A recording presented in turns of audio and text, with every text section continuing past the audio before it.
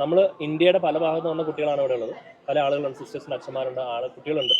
അപ്പം നമ്മൾ ചെയ്യുന്നതെന്ന് വെച്ച് കഴിഞ്ഞാൽ നമ്മൾ ആദ്യം പരിചയപ്പെടുന്നു. ഒരു 8 പേരുടെ ഗ്രൂപ്പായിട്ട് ഫോം ചെയ്യുന്നു. അവിടെ ഇരിക്കുന്നു, അവരെ പേര് പരിചയപ്പെടുന്നു, പേര് പറയുന്നു, പരിചയപ്പെടുന്നു, പാരൻസിനെ കുറിച്ച് പറയുന്നു, വീടിനെ കുറിച്ച് പറയുന്നു, അവർ പഠിക്കുന്ന വിഷയത്തെക്കുറിച്ച് പറയുന്നു, ജോലിയെക്കുറിച്ച് പറയുന്നു.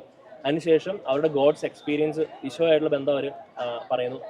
അവരെങ്ങനെയാണ് അവരുടെ കൾച്ചറിൽ ഈശോയെ എങ്ങനെയാണ് അവർ കൊടുക്കുന്നതെന്ന് പറയുന്നത്. അവർ നേരിടുന്ന പ്രശ്നം, ഫെയ്ത്ത് ട്രാൻസ്ഫോം ചെയ്യാൻ അല്ലെങ്കിൽ കൈമാറ്റം ചെയ്യാനുള്ള ആ ഒരു പ്രതിസന്ധി എങ്ങനെയാണ് അവർ തരണം ചെയ്യുന്നത്. ഇപ്പം ഞങ്ങൾ ഫസ്റ്റ് സ്റ്റാർട്ട് ചെയ്തപ്പോൾ ഞാനിവിടെ രജിസ്റ്റർ ചെയ്തത് ബിസിനസ് ചെയ്യുന്ന ക്രിസ്ത്യൻ കുട്ടികളൊക്കെ ഒരുമിച്ച് കൊണ്ട് അങ്ങനെ താല്പര്യമുള്ളവരുണ്ടെങ്കിൽ നമുക്ക് അവിടെ ഇന്ത്യയിൽ തന്നെ കുട്ടികളെ പിടിച്ച് നിർത്താൻ പറ്റും.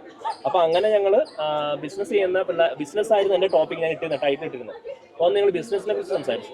അപ്പോൾ ഒരു കുട്ടി അഹമ്മദാബാദിൽ നിന്ന് വന്നാണ്, ഗുജറാത്തിൽ നിന്ന്. അവൾ സൈക്കോളജിസ്റ്റ് ആണ്. അപ്പോൾ അവളുടെ ആഗ്രഹം ക്രിസ്ത്യൻ സൈക്കോളജിസ്റ്റിനൊക്കെ ഒരുമിച്ച് കൊണ്ട് എന്നിട്ട് നമ്മൾ ഇൻപുട്സ് കൊടുക്കുക, അവരെ നമ്മൾ ഇങ്ങനെ ലൈറ്റ് ആൻഡ് സോൾട്ട് ആയിട്ട് ഇറക്കി വിടുക. അത് മെയിൻ കാര്യം അത് തന്നെയാണ് ഇവിടെ നടക്കുക. ഈ സ്ട്രേഞ്ചേഴ്സ് കിട്ടിൽ നമ്മൾ കണ്ടെത്തുന്ന ആളുകൾ പല പ്രതിസന്ധിയും പ്രശ്നങ്ങളൊക്കെ ഉള്ളവരുണ്ട്. അപ്പോൾ അവർ ഷെയർ ചെയ്ത് കഴിയുമ്പോൾ അവർ കുറച്ചുകൂടി ഓപ്പണിങ് കിട്ടും, പുതിയ ഫ്രണ്ട്സിനെ കിട്ടുന്നു. ഒപ്പം തന്നെ അവർ പുതിയ ഐഡിയാസ് ക്രിയേറ്റ് ചെയ്യുന്നു. ഞങ്ങളൊരു ബിസിനസ് ഗ്രൂപ്പ് ഉണ്ടാക്കി ഇപ്പം തന്നെ, ഫസ്റ്റ് മീറ്റിംഗ് തന്നെ. അതിനുശേഷം ഇവർ പരിചയപ്പെടുന്നു, ഇവർ പുറത്തിറങ്ങി സംസാരിക്കുന്നു, സംസാരിച്ച് തീരാത്തവർ പുറത്തിറങ്ങി വീണ്ടും സംസാരിക്കുന്നു. അങ്ങനെ ഇവർ പരിചയപ്പെടുന്നു. കാരണം നമ്മളെല്ലാവരും വർക്ക് ചെയ്യുന്നത്, നമ്മളെല്ലാവരും ജീവിക്കുന്നത് ഈശോയെ മാത്രപ്പെടുത്താൻ വേണ്ടിയാണ്. ഈശോയ്ക്ക് വേണ്ടി നമ്മൾ സ്ട്രേഞ്ചേഴ്സ് ഒരുമിച്ച് ചേരുക, ലൈറ്റ് ആൻഡ് സോൾട്ട് ആയിട്ട് മാറുക.